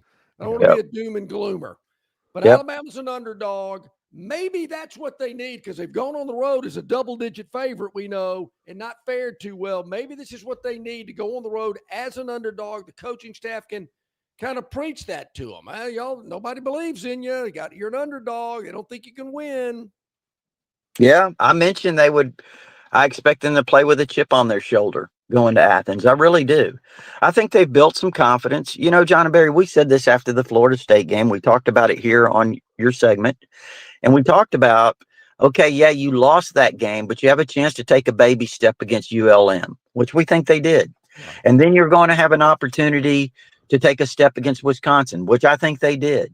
Now they've got the off week to fine tune some things, reevaluate some things, get healthy, all of those things. as they head into Georgia. And I know that DeBoer has a great record, I think, coming off of, and Barry, you may have that number right in front of you. I don't know, but he has a great record coming off a bye week. So does Kirby. And I think somebody said Kirby was 17-1 or something like that coming off a bye week. So guess what? I think perhaps, I mean, it may be that Kirby's only loss coming off a bye week was to who? DeBoer last year. So, I mean, again, you have to check that. But, so I think this Alabama team is going to be ready. Can they win the game? Yeah, I think they certainly can go on the road and win the game. But it's going to be a battle. Here's the thing. And we talked about this on Tighter Insider yesterday with our community there. It's mental toughness. Sometimes we've seen that from Alabama. We've seen it in games against Georgia, the way they came back. Ryan makes the play at the end, and then Xavier Brown gets the pick to save the game. Then they've flopped the next week. And we could go on, but they've exhibited that. But they just haven't done it consistently week to week. They better do it this week because Georgia, or next Saturday, because Georgia, you know what? Listen, that's as mentally tough of a team as they're going to play this year. It's been a long time since they have lost at home as well. Yep. So that's going to be difficult. 33 games, Barry, I think. I think you're exactly right. 33. Yeah. I have it on another tab here, but 33 games in a row that they've won at home. Rodney, give me a quick reaction. Your initial reaction when you find out that the FBS Oversight Committee has now adopted a 10-day single window transfer portal window. Mm-hmm. What do you? I don't know. It's the dates. Yeah, I mean, I don't understand the dates. Yeah. I mean, I know there's probably a lot of things that I don't understand that go into that, but January 2nd to the 11th? Is that right? Is that what it is? Correct. Yes. I mean, that's right in the middle of the playoffs. I mean, semifinals of the championship game. Right. And I understand you're going to have players that are going to jump ship anyway. But I mean, this is just asking for it. I mean, I don't understand that. I mean, I really don't. I mean, couldn't you? I don't even know what the championship game's on this year. What is it? Near the 20th or something? Or do you 19th? Okay, near the 20th. Okay, so I mean, can't you do it after that? The 20th to the 30th. I don't know why. Yeah. I'm with you, Rod. It's stupid. I told John it was because the winter term has already started 2 or 3 weeks. John almost laughed me off the screen. So? I mean, yeah. I mean, the things they do academically. I mean, they've got a grace period there, and they could work that out. They could certainly work that out. But it's just I don't understand the dates, man. I mean, they keep messing with this. They had that one portal that was open last year, didn't they? Around the same time you're in the middle of recruiting. Yes. I mean, I don't understand why they can't get it figured out. But again, I also understand. I don't know all the details and all the things that they're considerations that they're having to think about. But it just seems to me like is it really that tough to say, okay, let's just the day after the championship game, we're going to open the portal for 10 days. Seems pretty logical to me. Maybe they'll figure it out. Maybe they'll wise up. Hey, our viewer Tobias out in the Arizona desert with a question today. I know you touched on the offensive line, but Tobias wanted us to ask you, Rodney, about the competition on the right side, particularly with Michael Carroll and Jaden Roberts. Yeah, and again, Roberts at guard. Vandermark started, and it's mainly because I think I think there were some things they wanted Jaden Roberts to improve. He needed to become more consistent in terms of carrying out his assignments, but he had the concussion and was out for the first game or so. And, they brought him back slowly, obviously. And so I do think we'll see more of Jaden Roberts at right guard. And now at right tackle, in terms of Michael Carroll competing with Wilkin Formby, who Wilkin has been the starter in the games. And, they've alternated Michael Carroll in. Michael Carroll has a tremendous amount of potential. And I can tell you inside the building what they say about him. They say he brings a nasty streak like nobody else they've got on the offensive line. Not any of them. And And again, Brailsford's probably the best center in the country. But when it comes to just being pure nasty, Michael Carroll is a guy that you got to, hey, Michael, listen, he's so aggressive, John and Barry. I understand they've checked his hearing to see if he can hear the whistle blow because he plays through the whistle. I mean, that's really the way he is. Okay, so let me give you an example. All right. He got in that game. This last game against Wisconsin, they're backed up at the 2-yard line. Okay, he creates a hole for Kevin Riley to pop it out of there. 11-yard gain gets him out to the 13. That's kind of what he does. He brings that in the run game. And Wilkins done a good job too. Matter of fact, I thought Wilkins probably had his best performance in the third quarter, perhaps in that game from the things I saw in that Wisconsin game. So they got both guys there and they're working them. I think they'll continue to work them, but I think you'll see more and more of Michael Carroll. I mean, based on what I've heard, again, I'm going on what I've heard. You used the term mental toughness just a minute ago. What about just toughness? Just toughness. Physically. Or just being, or the coaching staff being tougher. I'm picking up since the Florida State game that Kalen DeBoer has been a little bit more animated and a little bit more tougher. You've noticed what I've noticed. You've noticed what I've noticed, the demeanor. Yeah. I even think in the post, I even saw it in the ULM game, the post-game press conference. His demeanor's a little different. And again, I don't know, maybe it's just me, but I've seen Kalen DeBoer now address things that we see rather than, kind of gloss over them. Yeah. And here's an example. I thought when I was walking to the press conference, and I spent the last couple of minutes out on the field versus Wisconsin. And I'm thinking, okay, this is a really good performance that they've had today. But you look at the fourth quarter, they gave up, they dropped 2 passes, one of them a certain touchdown. The other one could have been a touchdown. It certainly would have been a big game by Latsir Brooks. And they gave up a drive late and a 41-yard touchdown throw. And I'm sitting here going, okay, it's a great, game that they've had. But at the same time, what would Saban say? I don't like the way we finished. We didn't finish. So I was interested to see what DeBoer would say. And he brought that up. He talked about they didn't finish, and I think that was something that you talk about his demeanor and his approach. I think it has changed a little bit, John. And I think it, I look at that and I say, listen, that's what it takes to become, to kind of send that message to your players. And so, yes, I do notice a difference. Always interesting stuff. Rodney Orr at TiderInsider.com, even on an off week. Yeah. He brings it with us. Always so much conversation, so much insight on the website. I love how interactive you and Gary are on Tider Insider TV. All of that available at TiderInsider.com. How do people get involved? Yeah, Barry, just real quick, because I know you've got some basketball fans out there. Alabama had 3 of the top 20 basketball prospects in for visits last weekend, 3 of the nation's top 20. Whoa. And we'll see what happens there. But we talked about that. We had a preview on Tider Insider, and we're also going to have some more. They've got some other guys coming in. They got the twins coming in from New York, Darius Ratliff and Adonis Ratliff, both 6'11", and Cade Clower, a 6'7" player from IMG. We'll have more on that later. But Nate Oates, man, he can recruit.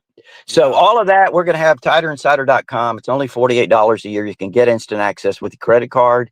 If you prefer, there is an address there to send a check. Gives y'all our premium information. But also, you mentioned our community, our All Sports Forum there. We're a lot of discussion. I jump in there and we talk and answer some questions and discuss things. But also, it's I'll just mention real quick, if you don't mind, my book, Bigger Than Bama. Yeah. It's available. It's available at Amazon, or you can go to rodneyorr.com for all the details there. And if you're interested, you can purchase it there. Hey, if you're not on Tider Insider, what are you waiting on? I'm telling you, it is the best information and analysis and conversation about the Crimson Tide. You need to become a member of TI TiderInsider.com. Outstanding stuff, Rodney. Appreciate you. No, I appreciate you guys. Take care. Thank you, buddy. Rodney Orr is sponsored exclusively by our friends at the Destin Connection Seafood Market. David texted me this morning, says, you got to tell Barry about the grill grouper. I said, man, you better believe it. Yeah. And I do want to tell you, Barry, his baked beans. Yeah, what is it about his baked beans, man? Loaded with bacon, loaded with pulled pork in the beans. There's some magic in there or something. I don't and the slaw that he puts on the po' boy. I mean, you just got to try it yourself. 3750 Norman Bridge Road. Call ahead. Your order will be ready for pickup. 288-4272. How about lunch today? Just pull up to the window. Say, Range Pro, John and Barry sent me today. Hey, what we want to hear. There you go. And they bring you Rodney Orr, Bob from Pike Road. Evidently a big fan. Rodney is the absolute best guest on the show every week. No doubt. Yep, he brings some good stuff. 25 minutes into our second live hour. You know, Barry, even on an off week. You know, I had some more questions, but I'm pacing you did, myself. Yeah. I'm pacing myself. Yeah, I want to say Rodney has been our longest continuous guest since we've been together in media. Yeah. I would think so. He's been I can't imagine otherwise. I mean, we've been together for a long time. Rodney was still in Corpus Christi, Texas when he started joining us. Well, Tider Insider. He brought this up, and it made me think. And I looked on Twitter X real quick before we go to break. Okay. The University of Alabama's Twitter account. For some reason, it just says the University of Alabama. I'm thinking they're talking about the Tuscaloosa campus. Well, yeah, sure. Yeah. They usually distinguish it, Barry, if it's one of those little satellite leech campuses that they have around the state. But yeah, if it's somebody else, they'll let you know. They point this out yesterday on their Twitter account. Okay. Alabama has set a new enrollment record this year. Fall 2025, John, they have welcomed in 42,360 students, the largest student body in UAP history. And I noticed that, and it was, and I looked on TiderInsider.com, and somebody had posted something about it on the open forum. And one guy says, it's about 20,000 too many. Yeah. How big was it when you were there the first time? 40 years ago, there was 17,500 at Alabama. 42,360. And the other Where do big they put them difference, all? looking back on it, Barry, and some people will still say it's that way today, but there again, living there, being there as much as I have, I can pretty much say with certainty. 42 years ago, Tuscaloosa was a old, worn down, dirty city. It's completely been transformed. Modern buildings everywhere. They've cleaned the place up, the beautification of it, sidewalks, streetscapes, the whole deal. All those old buildings have been revamped and redone. And of course, they built so many other new ones. But when I saw that yesterday, I went 42,000 students, more than double that were there when I was there. The only problem, though, Barry, you're not going to find a parking spot. It's crowded. Going to a restaurant in Tuscaloosa, you better have a reservation. Yeah. Growth's Unless great. it's, Prosperity's Taco great. Casa. Oh yeah, you can always get that number 3, Sancho. Yeah. Oh man, so good. Yeah. You can always transform it into a number 2 as well. So. That's if you go extra hot. But anyway, that's a ton. And I agree with you. I remember when I first went to Tuscaloosa the first time, when my sister was in school there. And I'm thinking, good. Yeah, now 40 years ago, Barry, I didn't realize it was old, dirty, and outdated. It didn't matter to me 40 years ago. But going back up there and seeing what they've done, I'm kind of going, man, this place really looks nice. And then I think back to 40 years ago and go, man, this place was a dump. I just didn't know it. Who is most responsible for the renaissance of the city of Tuscaloosa? Walt Maddox or Nick Saban? I think that's a pretty easy answer. I mean, the real estate in Tuscaloosa is through the roof. I mean, I got friends who dabble in real estate that are buying property, tearing it down, and building 3- and 4-story condos for students. 42,000 students, yes. Because these out-of-state students, and a lot of it varies out of state. Yeah. A ton of it is out of state, and a lot of these people that live up north that don't really like the liberal woke views of that part of the country are not only Alabama, but coming to a lot of schools in the SEC. Yeah. Ty says, I know Bama's getting a lot of students from the state of Florida that don't get accepted into Florida schools. Well, hang on. Wait a minute. You could say the same thing about Texas. There's no doubt about that. There's a lot of students that can't get accepted into their schools at their home state. And hey, why not come to Oxford or Tuscaloosa? Why not? Pay a little bit more for out of state, but hey, you're in. Well, that's interesting, Barry, because I've been told that tuition at Alabama is cheaper than in-state tuition at Texas. And that's why they've got so many Texas students in Tuscaloosa.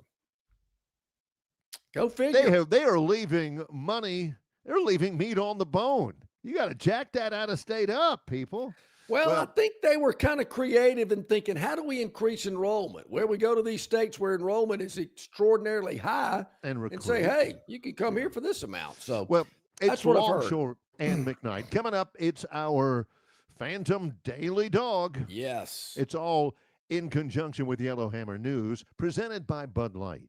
Stivers Ford of Montgomery has F-150s over $16,000 off plus 2.9%. And your last chance for a tax credit on Lightnings. $17,000 in savings or 0% or $349 a month with zero down. Stivers Ford, where price sells Fords. Stivers Ford of Montgomery has Broncos under $35,000, Bronco Sports under $24,000, Rockies under $29,000 or $299 a month with zero down, and new Explorers $10,000 off or 2.9%. Stivers Ford, where price sells Fords. It doesn't matter if you're running drills at the park, playing pickup on a Saturday, or sinking the final putt. When you compete with your friends with Michelob Ultra on the line, competition isn't that friendly. The trash talk, next level. And the stakes, those are crystal clear. With only 95 calories and superior smooth taste, it's the ultimate trophy. Superior is worth playing for. Michelob Ultra, superior light beer. Enjoy responsibly. Copyright 2025, Anheuser-Busch Michelob Ultra Light Beer, St. Louis, Missouri. The Destin Connection Seafood Market offers the freshest seafood direct from the Gulf of Mexico with deliveries daily. Snapper, grouper, pompano, flounder, copia, along with medium, large, and jumbo shrimp, hand-picked crab meat, and chucked oysters. They can even cook your order for easy, quick pickup. The Destin Connection can make a po' boy with any of their seafood items that folks in New Orleans rave about. Go by and see them at 3750 Norman Bridge Road or call 288-4272 for pickup orders. Okay, welcome back in. It is 28 minutes to the top of the hour on this Thursday. Great segments with Jason Caldwell, Auburn Undercover, Rodney Orr, the Tider Insider. If you missed it, you can go back and watch it anytime. That's a great thing and the beauty of it. You can check it out at yellowhammernews.com. You can check it out on YouTube, on Facebook. Of course, we're all over Instagram, X, as well as Spotify and Apple iTunes. And you can also check it out at Tider Insider. Our interview with Rodney is always posted on Rodney's website on the homepage, so you can check that out as well at ti.com. Well, let's see. The lay of the land for the Phantoms Daily Dog, first round WNBA playoffs, winner take all game 3 in Atlanta and Vegas. Nope.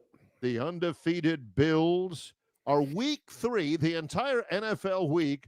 They're the biggest favorite in the NFL card all weekend. Yeah. BetMGM has them as minus 12.5 for an NFL game against the Dolphins, who are terrible. Bills are undefeated so far.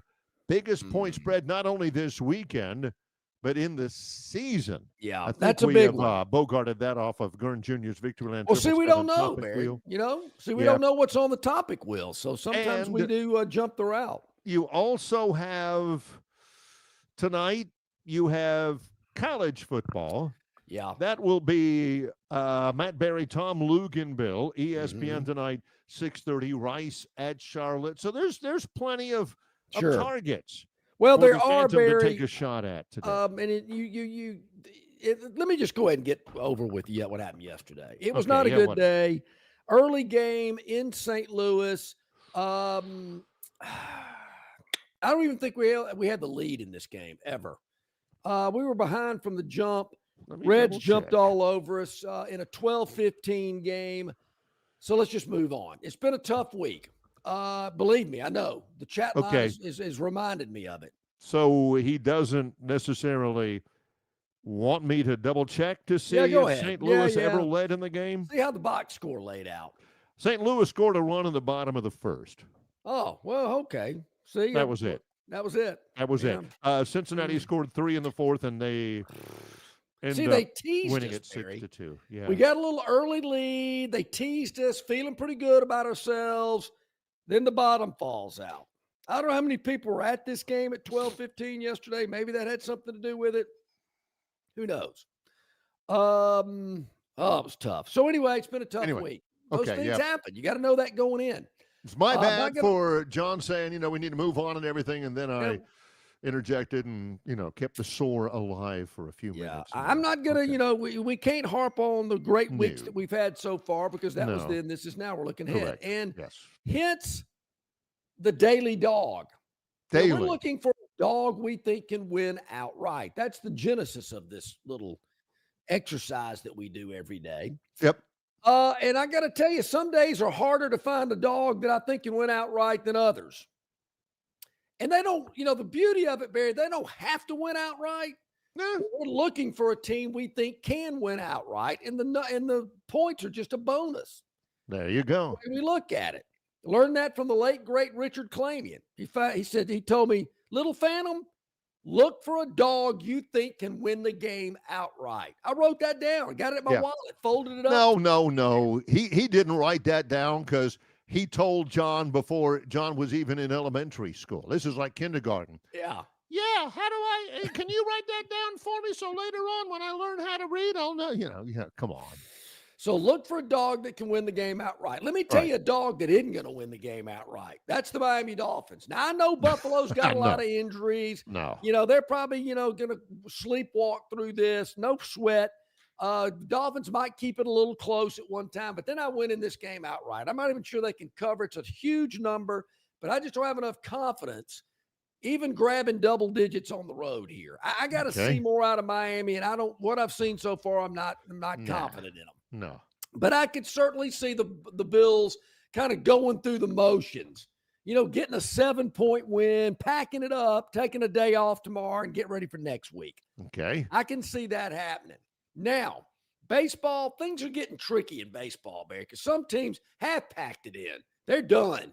They're just going through the motions. We got a game today? Oh, yeah.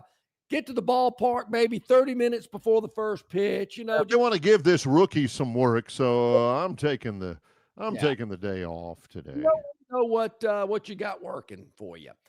But tonight, Barry, in Charlotte, North Carolina, the 49ers of Charlotte are hosting the Owls of Rice.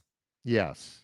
6:30 ESPN, Matt Berry, Tom Lugan. Yeah. Luganbill told us about this game on Monday, and I listened closely. Couple of things about the 49ers that I remembered struck. I wrote it down, and they're a home underdog. Plus the fact I've driven by their practice facility before. Hey, that's got to account for something. Pretty nice. So we like the home dog. It's a close one. I think I got them at 2. Catching 2 tonight against the Rice Owls. We're taking Charlotte at home, catching points, ESPN, Luganbill on the sidelines. That is the Phantom's daily dog tonight. There you go. All of it. Again, if Charlotte covers, if they get in, and beat that 2 points, go ahead and treat yourself, Charlotte. Go ahead and win it outright, if you do this for me, give yourself another scoop of ice cream. You know what? Our fans in Charlotte, Barry, I'm going to give them a little post-game victory party place to go in Charlotte. Yeah. And it's not far from the 49ers. Now, you don't have to stay there because it's a pretty expensive place, I hear. But the bar at the Ritz-Carlton in Charlotte is a great scene, great cocktails. Go in there and get you a victory celebration. And if you want to stay, go at it. It's just going to cost you a lot. But it's a great bar. Went in there one night with some folks and remembered it being a really, really cool spot. Not a disco. I mean, kind of a sophisticated area. Yeah. I think you'll like your victory celebration there in Charlotte. It's right next to the Spectrum Center where the Hornets play. Oh, yeah, So, yeah. That's a nice there little area. That's also where the baseball. That's how I judge a city, Barry. Where are the great bars? And, people go to museums and people go to cultural places and historic venues, things like that. I'm going, where's the best bar? Where's the bar? Yeah. Dee and I stayed in Charlotte for a night on the way up to Greensboro this summer for the NSMA convention. And we met a friend of ours. We ate dinner with him at a bar downtown Charlotte. It's like Tuscaloosa. That it's clean down there. Yeah, it is. They do a good job. Nice. It's called the Queen City. Now, don't be expecting that there's going to be some sort of confetti or ticker tape parade tomorrow if Charlotte covers and wins the game outright. Their little stadium seats about 22,000. Yeah, nothing big. It's a beautiful campus and everything, but it ain't exactly a college football hotbed. No, so it is not. We would appreciate. So why are they? I get why San Francisco's the 49ers. What's up with Charlotte? All right, let me see if I can figure that out. I thought Barry would have known that on the top of his head. I've spent a little bit of time. My older sister lived for years in Davidson, North Carolina, worked in Charlotte, and of course I spent a little time this summer in Charlotte. But I guess I never really had much interest in finding out why. But they're the University of North Carolina, Charlotte, UNCC, Cornbread Maxwell. Used to play there. They changed their name to Charlotte about 25 years ago.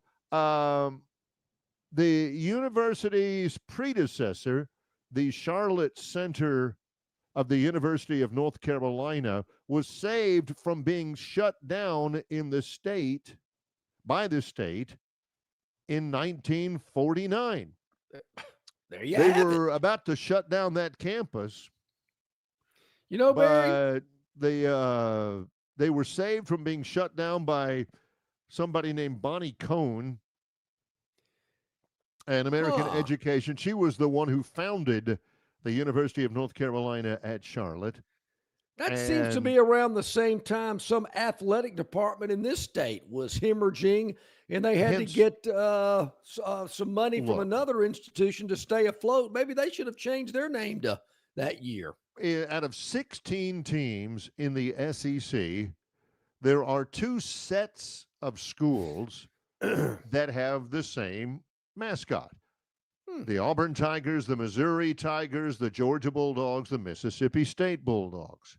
Okay, yeah. Using that line of logic, it would make perfect sense for the Missouri Tigers to take on the Auburn 48ers. Hey, you can't say, hold that 48er, but the Auburn 48ers, because that university was saved, according to local legend, by the legislature forcing the University of Alabama program to take on the Auburn program in football. Therefore, getting Auburn off of life support, preventing their ultimate the demise of Auburn University in 1948. The Auburn 48ers. The 48ers. John's a history buff. I am a history buff, but Barry, what would life be like today if they had not done that? We would not enjoy the pleasures and the excitement and the rivalries that we have today, and the good-natured gigging and jabbing that we exercise from time to time if that had not happened. So I want to congratulate our forefathers and, just wow. They were visionaries. They were looking ahead. Giving Auburn, again, according to what some people would have you believe, giving Auburn a handout, reaching down in the quicksand and finding Auburn's hand down there. I got you. Hang on. And pulling them up and out. Barry, I think Phillip has written a column about that before. If not, he should. Let's take a break. When we come back, it's our Gurn Jr. Victoryland 777 topic wheel. We've got to make a couple of breaks here in the final 16 minutes. Let's do it. It's Longshore and McKnight in association with Yellowhammer News, presented by Bud Light. You're not buying sticks, stems, and pine cones. You're buying premium long-diddle pine straw from River Region Straw. Kenny and his staff have access to the best pine straw in the River region, full of color that will last all season long. Kenny has locations in Montgomery, Prattville, and Auburn, and no order is too big or too small, from a few bales to an 18-wheeler trailer load. Pickup is available, or your order can be delivered. They can even spread your pine straw if you like.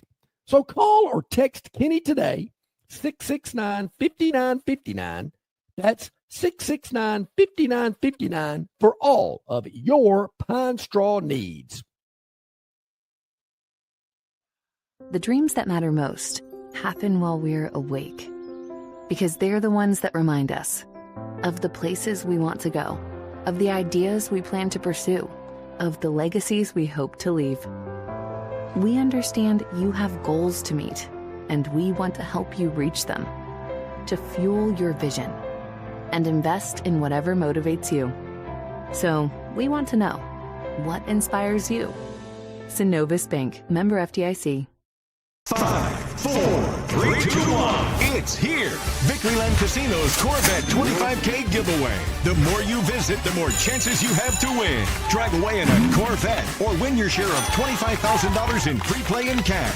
Visit our Players Club and check out this month's exciting free play promotions. You'll have more fun at Victoryland Casino, where you can be a winner too. Victoryland Casino off I-85 exit 22 in Shorter, Alabama. Drawings October 3rd and 4th. Must be 21 or older. Must be present to win. There it is. I see it. The Gurn Jr. Victoryland 777 topic wheel. Brought to you by our good friends at Victoryland. Exit 22 off I-85, Shorter, Alabama. Open 24/7, 365. About that. We don't know what these are all about. Never seen them. There's that orange panel again. The new dark green panel is back. Man, I love the color combinations. Suspended. Who could suspend it? What did I mean? John looks at the colors. I'm trying to figure out, okay, what does juiced up mean? Juicy Lock back in the news? Are we talking about baby bonds? What's the deal? That was a long time ago. Juiced up. Oh, Fred Curley. I remember him, 100-meter dash champion. Yeah. They're going to have what's called a no drug testing enhanced games. Curley, he didn't get caught doping, but he's been skipping a few doping testing sessions and everything. So they have these enhanced games. I read about that. I didn't think anybody from the United States was going to go. He's the first one to go from the United States. And you can do what you want.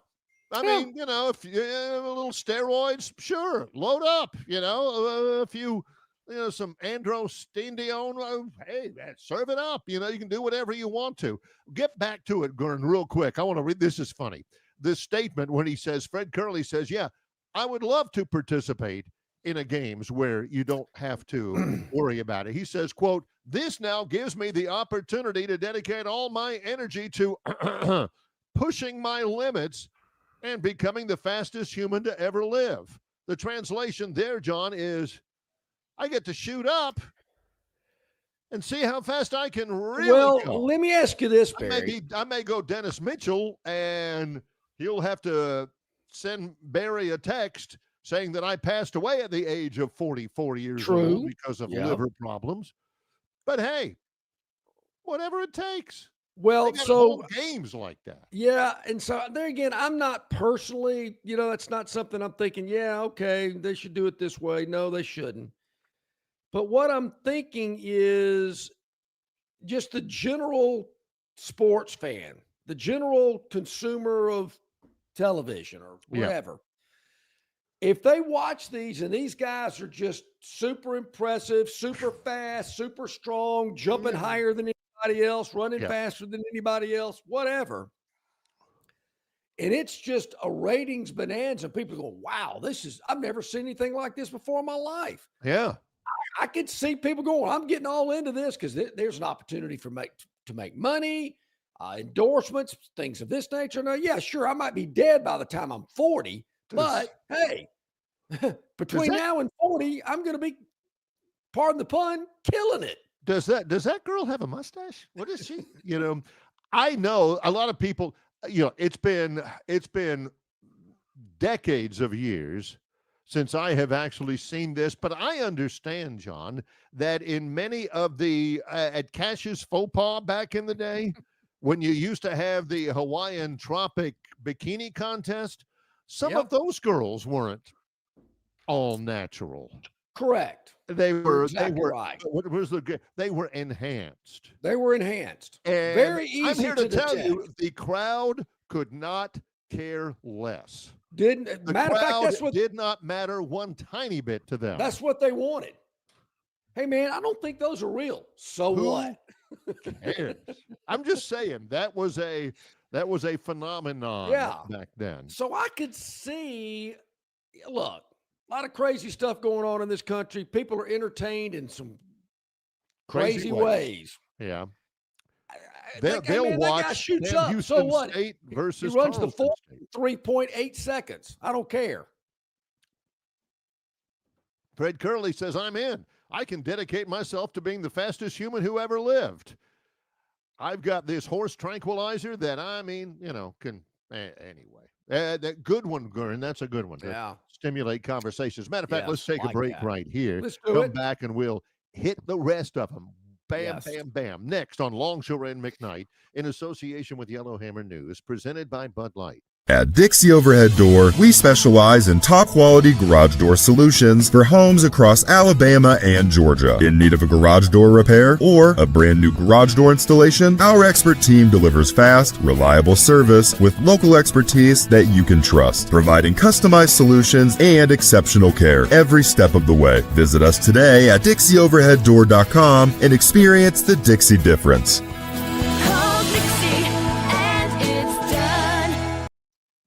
Jim Massey's Cleaners and Laundry is an Alabama-based, family-owned and operated business that specializes in dry cleaning and laundry, serving the river region since 1941. There are 12 convenient locations across the river region.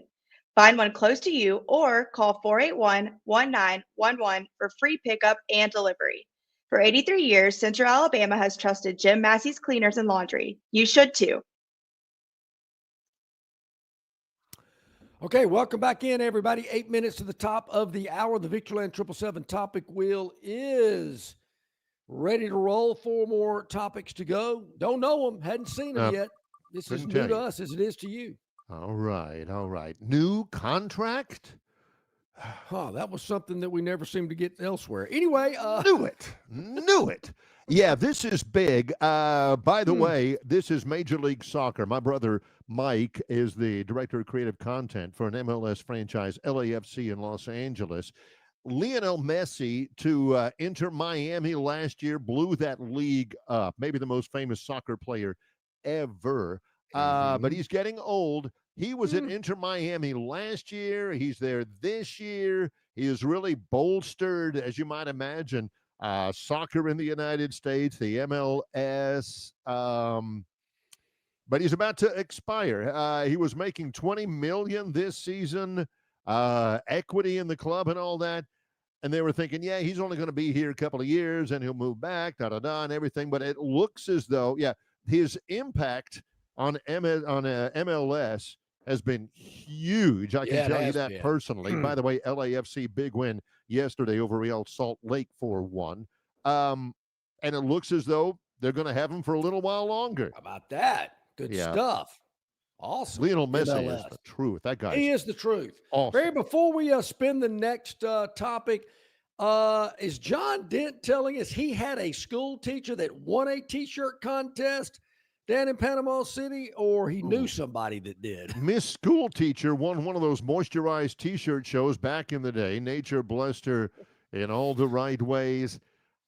John, are you saying you've got it bad, you've got it bad, you've got it bad? It's the first thing I thought of. Hot for teacher. Okay. Yeah, and boy, in that video, the clock is slow. I didn't have a teacher that looked like that. I can promise you. Woo, yeah, man. But wait a minute. Could you imagine? Hey, man, I was down at Spinnaker this weekend, and guess who won the wet T-shirt contest? Miss Johnson. Vanderveer. What? Miss Vanderveer won it? Yeah, I was there. I saw her. Yeah, man, she comes into class the next day or the Monday after. She comes into class the next Monday. There are 17 apples lined up in a row across the front of her desk. Oh, man, that's too much. Okay, 3 more to go. Let's spin away on the Victory 777 topic wheel. Victoryland, where you can be a winner too. We got 3 left. 5 minutes. Oh, we're good. We're good. Yeah. Oh, yeah. No problem here. Yeah. Been a while. Alabama National Championship. Oh, well, I was thinking of something else, but anyway. Let's see what we got. Yeah, the Cubs. Whoa. They beat the Pirates, which everybody's doing. The Cubs are in the postseason. How about that? Oh, my 8-4 over the Pirates. In Philly, here we go. Boom. Fly ball, left field. Cubs win. The Cubs win. They're in the postseason. Pittsburgh's not going anywhere. They're not very good. So, yeah, big for the Cubs. That means big for the ratings. They could be. Craig Counsell's done a good job as a manager of the Cubs, by the way. So Barry was there again, just asking, maybe I should know this. Don't really care that I don't. Is this the first time the Cubs have been to postseason since that kid reached over and caught that ball at Wrigley Field? That's all I can tell you. Some kid against the Marlins. Yeah, Moises Alou was in. What was that kid's name? Jeffrey somebody. I don't know. No, Steve Bartman. Why do I remember that? Steve Bartman. Yes, the Cubs went to the playoffs in 2020. That one was like 15 years ago. There's like an ESPN 30 for 30 on that poor guy now. But they went the 2020 Cubs have and I don't remember. Wow. Yeah, there was a Steve Bartman. Steve. The Cubs are in. There you go. Look at that. Here it is on Wikipedia. Steve Bartman incident. Yeah. This was the Cubs and the Marlins at Wrigley. That was 2000. That was 22 years ago. No way. Yeah. The Cubs were about to win game 6, leading in the 8th. Luis Castillo. It was Moises Alou.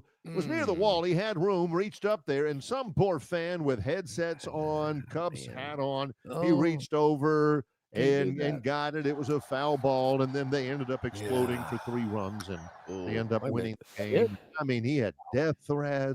This kind of stuff. Look at Gurn. Here we go. All right, this was it. There's Alou going to left. Steve Bartman, don't do it. Oh, yeah, the pitcher was Mark Pryor, by the way. Bartman, don't do it. Whatever you do, your life will be a living. Bartman, no. Wearing the headsets. And didn't even catch it, Barry. It bounced off his hand. Dogging him now. There's death threats. You know, he's still. He wasn't the only one. So there you go. So is that if correct, they had gotten Barry? that out anyway, nobody would have remembered him. But again, the Marlins made the World Series in 2003. Yeah, they did, and won it. Won it. So yeah. So right, Barry, I heard the announcer say that if the ball goes into the stands, it's fair game for the fans. Yes, but you can't reach out over. I mean, they've got a new rule now. That happened with Jeffrey Mayer. Looking at that clip, and it's been a while, it didn't look like he was reaching over. It looked like the Cubs player was reaching in. But, you know, the Cubs player, I mean, he had room. I think Alou would have made the catch. It's just what happened after that. See, another crazy baseball rule. Let me revamp baseball rules and make it a much better game. All right, that one took a little bit longer, so now we're behind the 8 ball a little bit. Let's get the final 2 here. Let's do it. Spin away. This is our same combination we had yesterday. Alabama and Tennessee many years ago, Barry, would wear their home uniforms when they played, and it looked similar to that. Suspended. Hey, I know something about that. Oh, yeah. Jabbar Jalouk. They never showed, I don't think anybody had a clip, but, well, here we go. Maybe we do. Before the game, LSU and Florida, he is under a 3-game suspension from the SEC, not the school. They're in there. They're out there warming up, stretching, and, they're chest bumping each other. Yeah. Jabbar Jalouk, who has been a coach for a long time, he isn't out there separating people. He's out there helping to instigate. I mean, he's shoving people and all that kind of stuff. And Greg Sankey came down on him hard, suspended for 3 games. Things ain't going well for the Gators. Barry, what I do, I just let them fight. Go for it. If you think you're Joe Badass, go for it. And when you break a wrist or you break your ankle or you break your nose, don't come crying to me. John can tell you anecdotal evidence of that happening in practice. Coach is just sitting there watching it, making book on, hey, man, I don't think this guy's got a chance. All right. So one more. Here we go. One more to go. Yep, let's do it here to make it official. Yeah. Audio. I got to spin it to make it official. Escalated it. In our last topic on the Gurn Junior Victoryland 777 topic wheel for this Thursday. One more. Do we have one more to go? I think we did. We should have. We should have the red one. I thought we did. Yeah. Here we go. There we go. First ever. Remember your first kiss when you were like in junior high school or something? Junior high? Junior in college? Anyway, just kidding. All right, first ever. Whoa. Is he still in the league? No kidding. I didn't realize that. All right, 6 teams for he'll be quarterbacking the Vikings because J.J. McCarthy hurt his ankle. He has started 6 consecutive NFL seasons for 6 different teams. Eagles, Colts, Commanders, Rams, and Chiefs, and the Vikings. Man, that guy gets around. Man. Does he stay like in those extended stay hotels or something? The thing was, whenever he got drafted out of South Dakota State, he was pretty good his first couple of years for the Eagles. Yep. But then he lost it. And, man, he is the definition of a journeyman quarterback. All good stuff. Curated by Gurn Jr., our producer. Excellent work. Top notch. Fantastic. Top notch. Tomorrow, he's got to be really, really careful because John and I are together on location. Ooh, yeah, we are. Tomorrow. We're at Stivers Chrysler Dodge Jeep Ram in Prattville on Cobbs Ford Road where Price sells cars. Going to tell you all about it as we're up there tomorrow. Looking forward to it as always. Getting ready for a big weekend of football. Yeah. We'll get it all broken down for you tomorrow. We got Ralph Michaels from the Gold Sheet, Lee Sterling from Paramount Sports, the Phantom 4 coming up tomorrow. Our thanks today for Jason Caldwell, AuburnUndercover.com, Rodney Orr, Insider.com. It's Longshore and McKnight in association with Yellowhammer News, presented by Bud Light.